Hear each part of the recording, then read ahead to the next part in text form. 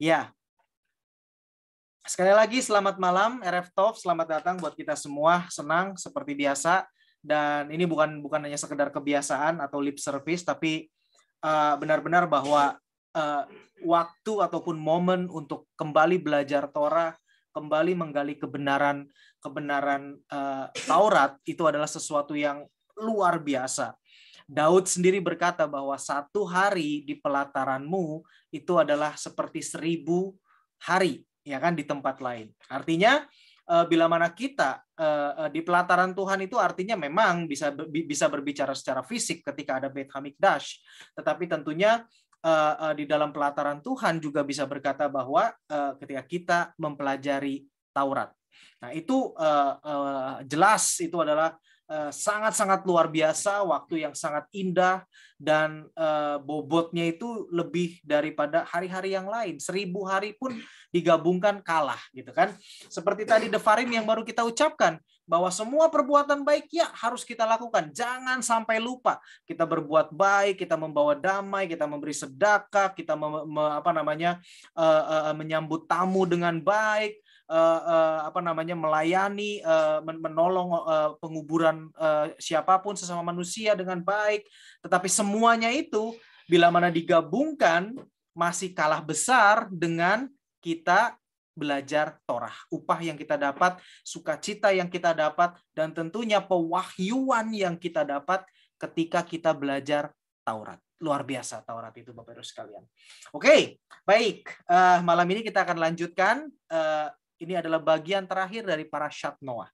Nah, ini kita akan dihadapkan pada tiga titik kejadian dalam sejarah umat manusia di awal sekali, dan 3 titik ini adalah tonggak-tonggak sejarah yang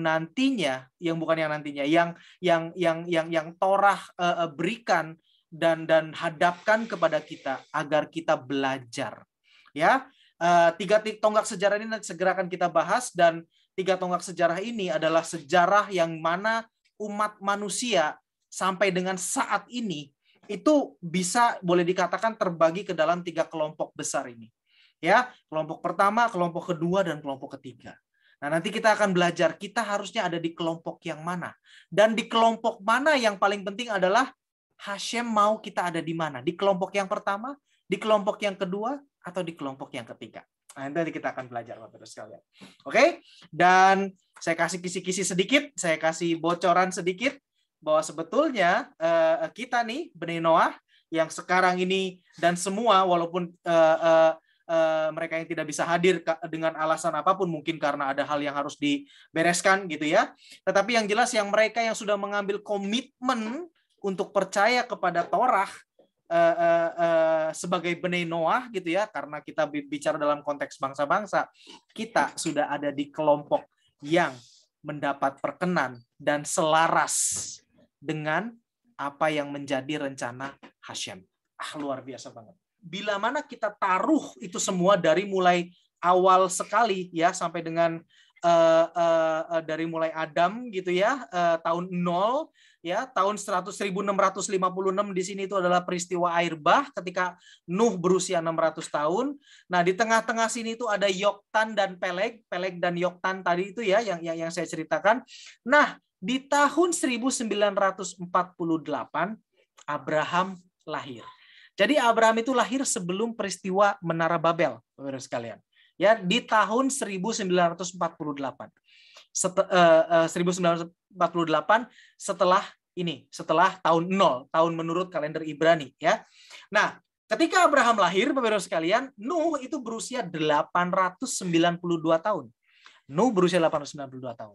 Dan Shem berusia 390 tahun. Nah, di sini Bapak-Ibu sekalian, kalau kita taruh di dalam perjalanan waktu seperti ini, kita akan melihat 2 buah tonggak sejarah, 2 buah peristiwa yang penting yang mana ditaruh sebelah menyebelah oleh Torah. Dalam bahasa Inggrisnya juxtaposition. Ya, jadi habis narasi air bah, lalu ada yang namanya generasi Menara Babel. Ya, nanti kita akan bahas generasi Menara Babel, tapi yang jelas di sini sebelum generasi Menara Babel itu Abraham lahir. Itu kan. Nah, Menara Babel apa yang terjadi kita sudah belajar, ya kan, minggu lalu. Kenapa itu terjadi dan apa yang terjadi segala macam sebetulnya. Nah, jadi gini Bapak Ibu sekalian, ini kenapa Torah berikan antara air bah dan Menara Babel itu sebelah menyebelah? Karena ini adalah dua ekstrim kesalahan manusia. Oke, begini. Ini di sini saya jelaskan ya bahwa kalau generasi air bah itu adalah mereka jahat satu terhadap yang lainnya, ya kan? Di Torah menggunakan kata mereka itu menjadi Hamas, mereka menjadi perampok antara sesama mereka, ya, sehingga mereka tidak layak hidup di bumi. Ingat, tujuan Hashem menciptakan manusia ada di bumi adalah agar manusia hidup di bumi, ya kan? Dan hidupnya itu bukan hidup sendiri, tetapi bisa menerima satu dengan yang lain, sesama manusia, dan mengelola alam, menguasai alam untuk kemuliaan Hashem. Itu tujuannya. Dan itu tujuan tidak pernah berubah, Bapak Ibu sekalian. Sampai dengan detik ini, sampai nanti. Nggak pernah berubah. Ya, generasi air bah tidak memahami itu. Dia jahat satu dengan yang lainnya, sehingga Hashem berkata, nggak bisa. Ini nggak beres. Ini udah nggak bisa. Kamu sudah kehilangan makna dan tujuanmu hidup di bumi ini. Justru kamu harus bisa menerima satu dengan yang lain sesama manusia, karena sesama manusia itu adalah Betselem Elohim. Tapi yang terjadi adalah justru kamu saling merusak, kamu saling Hamas antara satu dengan yang lain. Selesai. Maka dari itu hukumannya adalah mereka tidak layak hidup di bumi. Itu yang pertama. Pahami itu. Oke?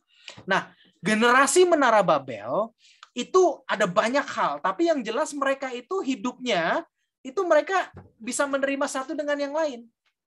Dinarasikan dengan baik sekali dan di dalam Taurat bahwa mereka satu bahasa dan mereka satu devarim, satu pemahaman. Jadi mereka bisa menerima satu dengan yang lain. Nah, tetapi pemahaman mereka itu adalah ekstrim yang satunya lagi. Mereka adalah ekstrim yang satunya lagi setelah air bah ini. Nah, ini yang ada tiga. Jadi kalau dirangkum apa yang terjadi di dalam generasi air bah itu ada tiga bagian besar umat manusia, pemahaman umat manusia saat itu. Yang pertama, mereka tidak memiliki emunah. Ada golongan di generasi setelah air bah, yaitu generasi Menara Babel ini, ya, mereka tidak memiliki emunah. Kita sudah belajar emunah apa kan? Yaitu pemahaman bahwa Hashem mengontrol semuanya sampai detil sekecil-kecilnya.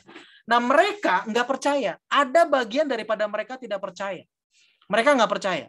Ya, mereka menganggap air bah itu adalah siklus setiap 1656 tahun. Jadi mereka, ini mah cuma siklus kok. Nanti lagi lah nanti juga akan ada lagi 1656 tahun lagi, terus saja begitu mereka akan ada gitu ya. Jadi mereka berkata bahwa ya Tuhan mah tidur, biarin aja lah gitu. Mereka Tuhan tidak peduli. Ini air bah itu adalah siklus. Maka dari itu mereka membangun menara itu untuk menghindari air bah, agar mereka tidak lenyap oleh air bah. Jadi pertama, mereka tidak percaya kepada Tuhan, ya kan? Yang yang tidak memiliki emunah ini akhirnya berkata bahwa Tuhan itu nggak ada, dimotori oleh Nimrod. Mendingan lu percaya sama gua, mendingan kamu percaya sama aku. Nih, aku bisa melakukan ini itu segala macam. Tuh lihat, binatang tunduk sama saya.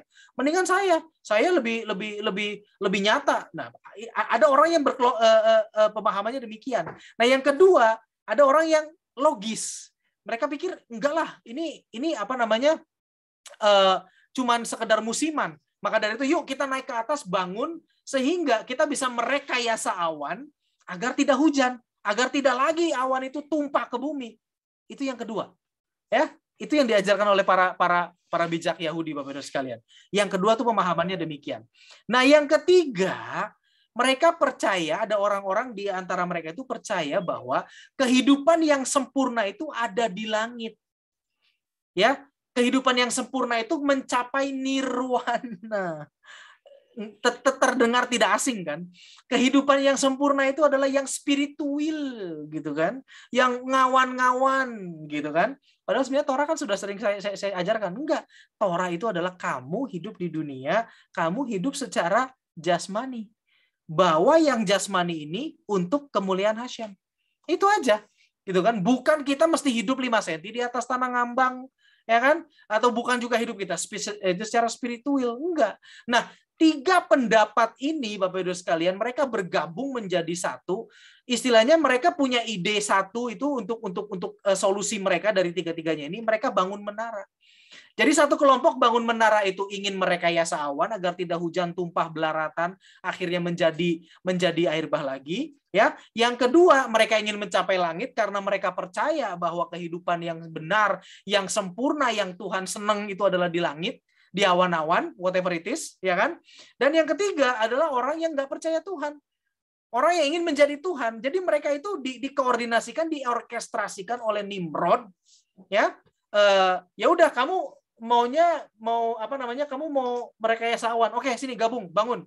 Kamu juga mau menuju langit, kan, mau menuju surga kan? Oke, sini gabung. Jadi mereka tuh bergabung dengan itu yang sama, dengan niat yang sama.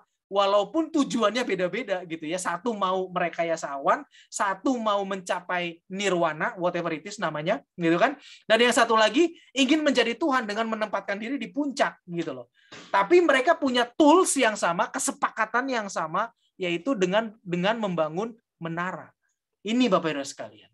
Ya. Nah, ini nih. Ini yang terutama yang bagian yang ini semua ini, bagian yang paling bawah itu adalah bagian yang dimana paling banyak mayoritas daripada manusia yang hidup di bumi saat itu, zaman itu. Yaitu mereka percaya bahwa kehidupan yang sempurna itu harus berfokus kepada langit, harus berfokus kepada hal-hal yang spiritual. Nah, maka dari itu Taurat menyandingkan generasi air bah itu mereka benar-benar jahat terhadap satu dengan yang lain sesama manusia, salah. Dan yang kedua, mereka oke terhadap satu sama lain, mereka bekerja sama, tapi fokusnya salah. Fokusnya spiritual. Nah, ini dua tonggak sejarah manusia yang dimana sampai dengan sekarang pun kita lihat manusia itu mayoritas jatuhnya ataupun kalau mereka tidak sesuai dengan Torah itu kalau nggak jahat terhadap sesama, mereka fokusnya salah. Fokus terhadap hal yang spiritual. Ya kan, ditambah dengan paham-paham bahwa makin spiritual makin berkenan sama Tuhan, puasa makin lama makin berkenan sama Tuhan. Lihat di dalam Taurat, orang Yahudi saja yang merupakan contoh dan teladan bagi kita, mereka itu puasa besar itu setahun cuma sekali, Yom Kippur, itu 25 jam, sisanya makan.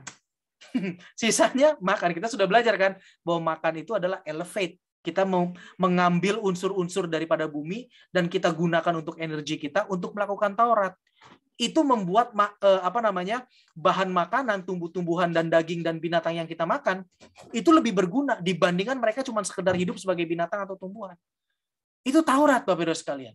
Ya, jadi beda sekali. Nah, di sini Taurat sedang menyandingkan dua perangkap di mana manusia sering jatuh, dan sampai sekarang kita coba pahami deh. Tadi saya sudah berkata di awal, dua perangkap ini atau dua hal ini di mana manusia ya kalau nggak ngerti Torah ya dua hal itu aja, ya entah dia jahat terhadap sesama, yang penting gua yang penting gua untung, yang penting saya untung, yang penting hidup saya nyaman, yang penting saya berkuasa, yang penting saya tenar, saya terkenal, peduli setan dengan yang sesama manusia. Bodoh amat dengan orang-orang lain. Kalau bila perlu saya tekan dia, saya makan dia, saya hancurkan dia, saya hancurkan. Itu kelompok yang pertama kan. Dan kita juga lihat di dalam fenomena kehidupan kita sampai dengan manusia modern saat ini ada seperti itu kan. Atau yang kedua, ya kan? Fokus kepada hal yang spiritual. Berpikir bahwa Tuhan itu maunya yang begitu. Makin spiritual, makin berkenan sama Tuhan.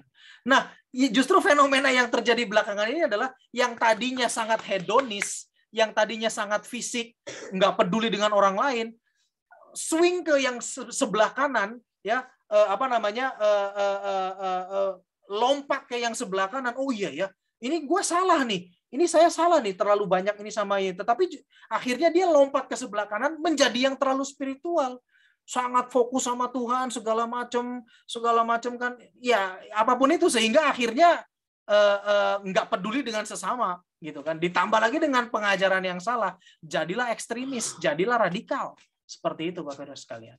Ya, dua tonggak ini, dua kelompok ini, itu maka dari itu sering sekali saya katakan, saya kutip lebih tepatnya perkataan daripada Shlomo HaMelech, Raja Salomo, yang di dalam kitab Pengkhotbah yang berkata bahwa tidak ada yang baru di bawah kolong langit.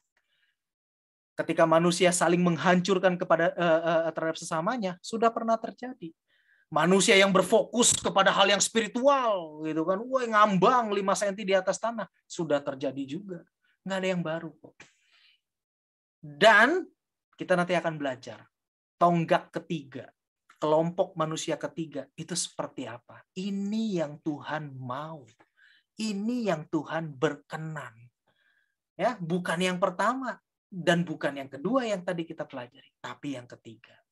Baik, Bapak-Ibu sekalian, kita sudah belajar dua tonggak sejarah, dua boleh dikatakan mainstream ataupun juga itu tadi jebakan-jebakan yang mana manusia sekarang kira-kiranya yang di luar Torah itu jatuh kepada ataupun masuk dalam kategori dua hal itu. Yang tadi sudah kita simak bersama-sama. Nah, sekarang tonggak yang ketiga, yang mana adalah yang berkenan kepada Hashem itu adalah Abraham. Okay? Sehingga bila mana kita mengikuti ataupun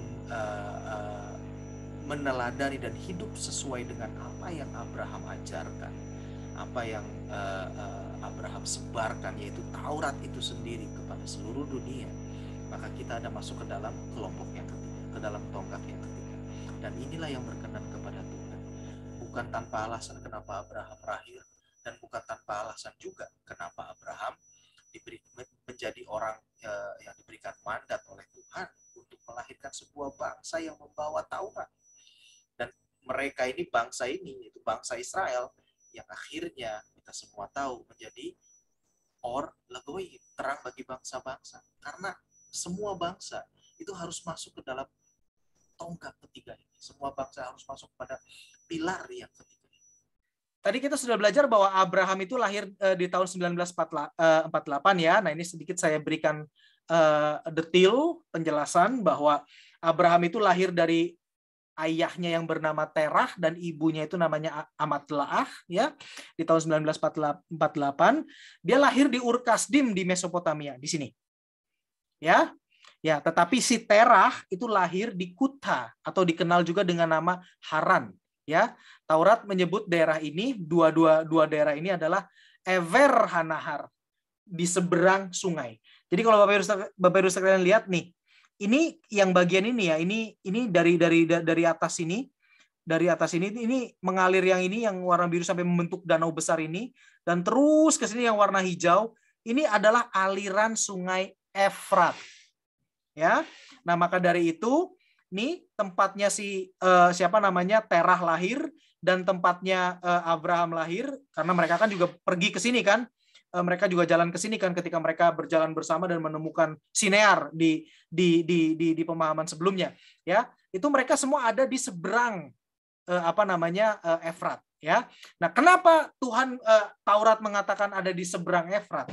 Karena orang-orang yang setelah peristiwa Menara Babel ini mencar sampai ke sini, sampai menguasai Libanon segala macam, sampai ke tanah perjanjian, tanah Kanaan ya, sampai dikenal dengan tanah Kanaan, itu adalah orang-orang yang jahat, keturunan Kanaan terutama banyak di sini.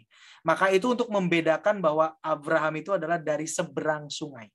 Dari seberang sungai ya. Jadi untuk membedakan bahwa keturunan Abraham itu beda. Itu dia. Itu saya. Oke, kita lanjutkan.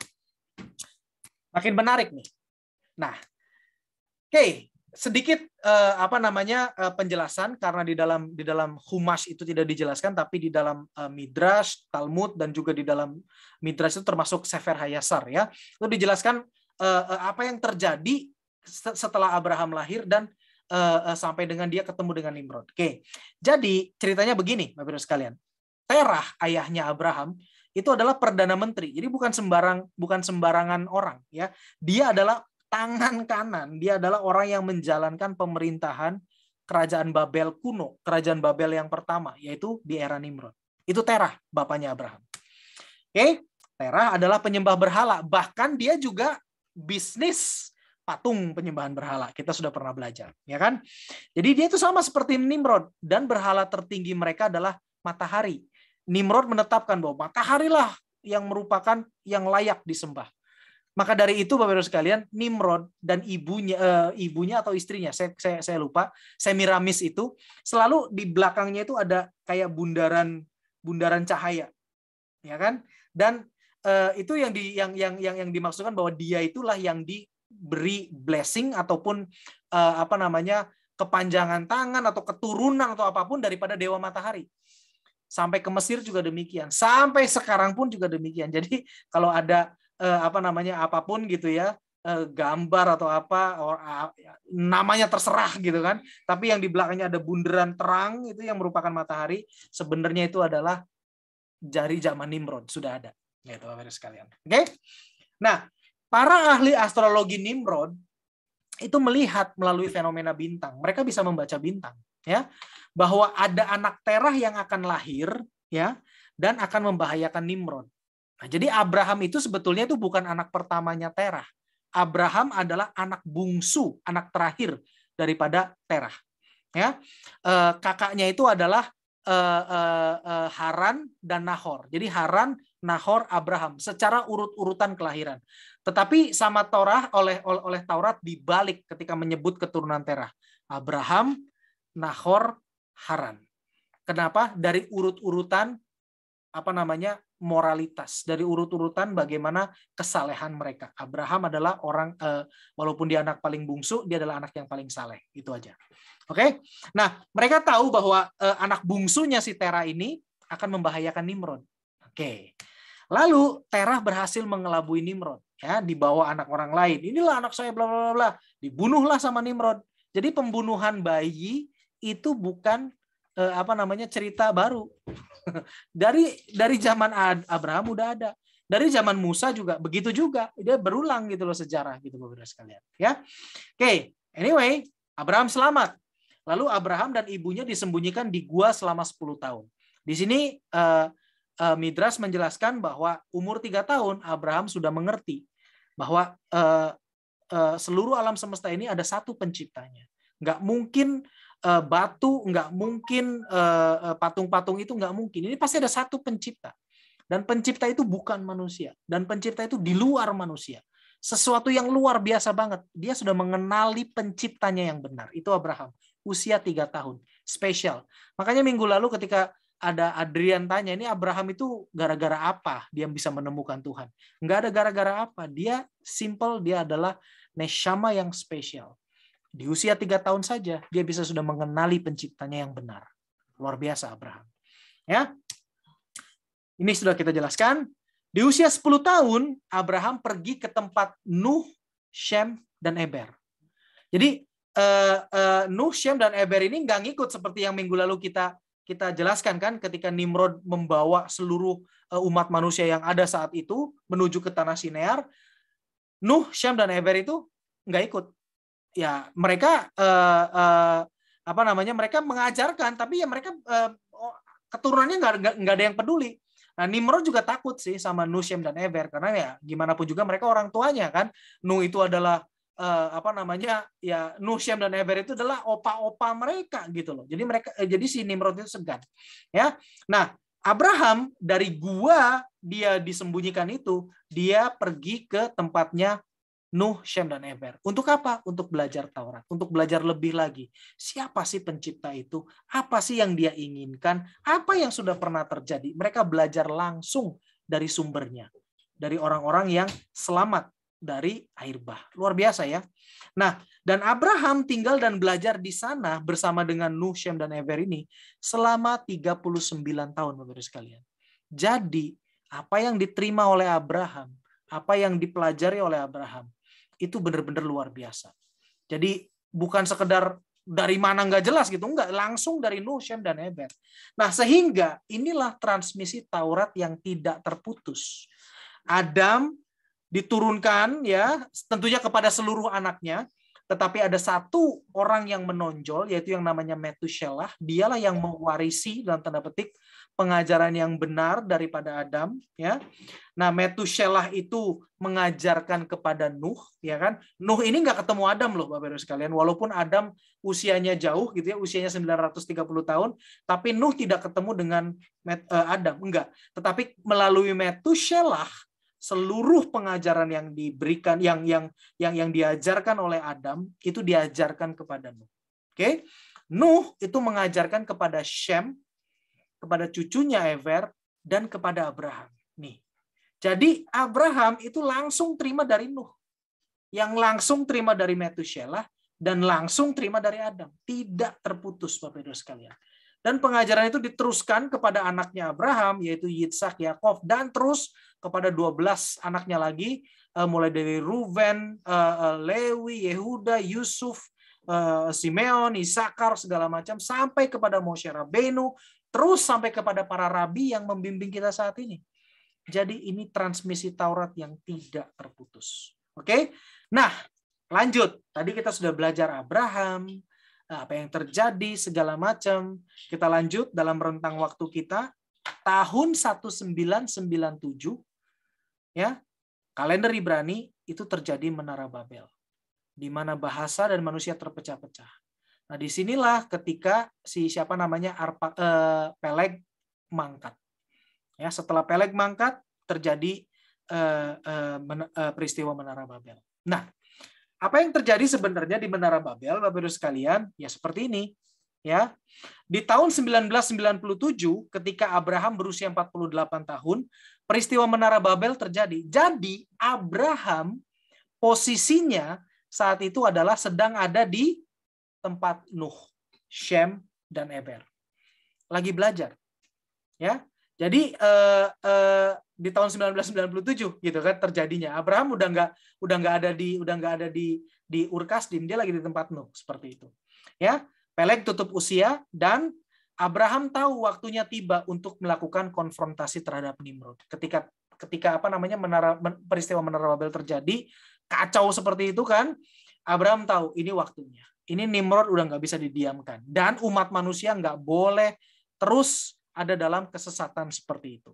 Maka dari itu, Bapak-Ibu sekalian, artinya bagi kita itu seperti ini, pemahaman ataupun yang perlu kita pelajari dan pahami, Bapak-Ibu sekalian, terkait dengan pemahamannya Abraham. Ada waktu untuk kita menarik diri, mencari, belajar, dan memantapkan diri dalam kebenaran Taurat. Sama seperti Abraham. Dia tahu, dia harus mengerti ini semua, maka dia lari, maka dia mencari sumber kebenaran itu dapat dari mana? Dari Nuh, Shem, dan Eber. Dia pergi ke tempat Shem dan Eber. Kita pun demikian. Ya, ada waktunya kita menarik diri. Oke? Tetapi ingat, setelah selesai, jangan lupa kita memiliki bagian, kita memiliki tugas untuk membuat dunia ini menjadi tempat kediaman Tuhan. Dunia ini menjadi tempat kediaman Tuhan bila mana seluruh umat manusia kembali kepada kebenaran Taurat. Di mana seluruh tingkah laku manusia itu adalah berdasarkan Taurat. Mereka mengakui Taurat sumber otoritas, mereka mengakui bahwa Tuhanlah yang memberikan Taurat sebagai panduan buat kita. Sang pencipta, Hashem, Elohim, itulah yang memberikan. Itu baru dikatakan dunia menjadi tempat kediaman Tuhan. Itu Bapak-Ibu sekalian. Ya, saya nggak tahu Abraham membutuhkan waktu 39 tahun untuk ada di tempat Nuh gitu ya. Nah, saya nggak tahu masing-masing kita, ya terserah. Silakan nilai sendiri, ambil waktunya sendiri dengan Tuhan. Artinya, apakah kita sudah cukup mempelajari Taurat atau kita sudah saatnya untuk keluar untuk bisa memberikan. Tidak perlu langsung menjadi seperti Abraham, konfrontasi kepada Nimrod gitu ya, enggak. Tapi mulai dengan hal yang kecil lah, dengan memanfaatkan kesempatan yang ada dalam hidup kita. Bila mana ada kesempatan kita cerita tentang Taurat, kita berikan kebenaran, mulai dari situ. Mulai dari situ. Ya. Jadi nggak perlu sampai hal yang luar biasa seperti apa spektakuler, tidak. Tapi yang jelas, yang ingin saya sampaikan di sini adalah kita memiliki bagian, kita memiliki tugas. Ya, jangan hanya terlena dengan belajar Taurat, tidak. Kita punya tugas, karena ketika setiap kita datang ke dunia ini, ketika Hashem kirim neshama kita turun hidup di dunia ini, itu ada tugas yang harus diselesaikan. Memperbaiki diri iya, belajar Torah iya, tikun namanya kan. Tapi selain itu juga jangan lupa, kita memiliki bagian untuk membuat dunia ini menjadi tempat kediaman Tuhan. Ya, makanya untuk itulah kita berkomunitas dan kita ada di komunitas Bnei Noah Indonesia, agar kita bisa sama-sama menjangkau bangsa kita, orang-orang Indonesia yang berbahasa Indonesia dengan kebenaran Taurat. Luar biasa. Oke, kita lanjutkan. Ya, lalu 2 tahun kemudian Nimrod mendapatkan mimpi setelah peristiwa api itu ya, dia segan kan ngelihat Abraham dimasukin ke api, tapi nggak mati. Luar biasa banget nih Abraham kan, seganlah Nimrod. Tapi 2 tahun kemudian mendapatkan mimpi lagi. Ini Abraham nih benar-benar menakutkan nih gitu kan kira-kiranya buat Nimrod. Akhirnya Nimrod membuat rencana jahat lagi terhadap Abraham. Ya, pokoknya mau dibikin rencana pembunuhan. Nah, Eliezer, salah satu pegawai Nimrod yang juga pengikut Abraham, diam-diam, dia mengikuti Abraham secara diam-diam, ya kan? Mengetahui rencana ini dan memberitahu Abraham. Ya kan? Dia memberitahu Abraham. Lalu Abraham beserta 300 pengikutnya, termasuk Eliezer, pergi dari Babel ke rumah Nuh. Jadi Abraham pergi lagi dari Babel ke rumah Nuh. Dia tahu itu adalah tempat paling aman dari jangkauan Nimrod. Nimrod nggak akan berani ngutak-ngatik Nuh, Shem, dan Eber. Ya kan? Dia pergi ke sana. Lalu 1 bulan kemudian Terah ayahnya menyusul beserta dengan siapa namanya anaknya Nahor dan juga Lot, gitu kan? Nah, kenapa demikian? Karena Terah juga ini dia Nimrod nggak dapat Abraham, dia pasti ngejar Terah gitu kan, ya pelampiasan gitu, sehingga dia pergi juga. Nah, Abraham meminta Terah untuk melepaskan berhala dan jangan kembali ke Babel, karena pasti kali ini Nimrod tidak akan membiarkannya selamat. Ya, dia nurut tidak kembali ke Babel, tapi tetap dia menyembah berhala. Ya, Terah setuju dan ikut dengan Abraham menuju ke Kanaan. Ya kan? Di tengah jalan, ketika sampai ke Haran, di kampung halamannya dulu, yaitu tempat kelahiran Terah, mereka berhenti. Kita tahu mereka berhenti kan. Nah, disitulah ketika Abraham berusia 70 tahun, jadi mereka sempat lama tuh. Abraham, Terah, dan semua keluarganya itu diam di Haran itu cukup lama. Ya, sampai Abraham berusia 70 tahun, Hashem baru bicara kepada Abraham untuk melanjutkan perjalanan, yaitu adalah Lech Lecha. Itulah panggilan Hashem kepada Abraham. Ya, Terah dan Nahor tidak mau ikut. Ya, jadi Abraham meninggalkan Haran dan masuk Kanaan ketika usianya 75 tahun. Jadi seperti itu Bapak Ibu sekalian, dan dimasukkan ke dalam rentang waktu kira-kira seperti ini. Ya, jadi 98 Abraham kembali ke Babel, terjadi peristiwa dibakar ke perapian, Haran mati segala macam, lalu pergi ke tempat Nuh, dari tempat Nuh juga pergi lagi ke Kanaan, lalu sampai kepada Haran. Di tempat Haran mereka berhenti, gitu kan. Nah, tahun 2000 Abraham dan Sarah mulai mengajarkan Taurat sebagai derek Hashem. Jadi bukan hanya sekedar konfrontasi penyembahan berhala dan konfrontasi menjadikan Nimrod sebagai dewa atau Tuhan, enggak. Sekarang di sini Abraham dan Sarah mulai mengajarkan Taurat sebagai derek Hashem. Dan Taurat mengatakan di dalam parashat Lech Lecha nanti yang akan kita bahas berikutnya, bahwa ada banyak jiwa yang dihasilkan oleh Abraham dan Sarah ketika tahun 2000 ini.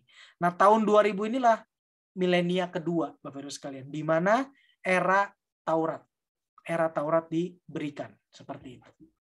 Oke, jadi Bapak Ibu sekalian, dengan demikian pilihan ada di tangan kita semua. Mau masuk kepada golongan yang pertama, tonggak yang pertama, mau masuk ke dalam golongan yang kedua atau mau masuk ke dalam golongan yang ketiga. Di awal daripada syiur ini saya sudah berkata bahwa kita Bnei Noah Indonesia dan Bnei Noah di seluruh dunia, yaitu orang-orang non Yahudi yang tadinya tersesat, yang tadinya tersebar ke seluruh dunia sebagai akibat daripada tiga kelompok, tiga pemahaman alasan membangun Menara Babel. Jadi mereka tersebar ke seluruh dunia dengan pemahaman yang kacau sekali. Kita harus kembali. Oleh Abraham dikembalikan. Oleh apa yang dia lakukan dikembalikan untuk kepada jalan yang benar. Dikembalikan kepada tongkat yang benar. Pilihan ada di tangan kita semua. Bnei Noah Indonesia dan Bnei Noah di seluruh dunia sudah memilih yang benar. Bagaimana dengan Bapak Ibu sekalian? Shalom Aleichem.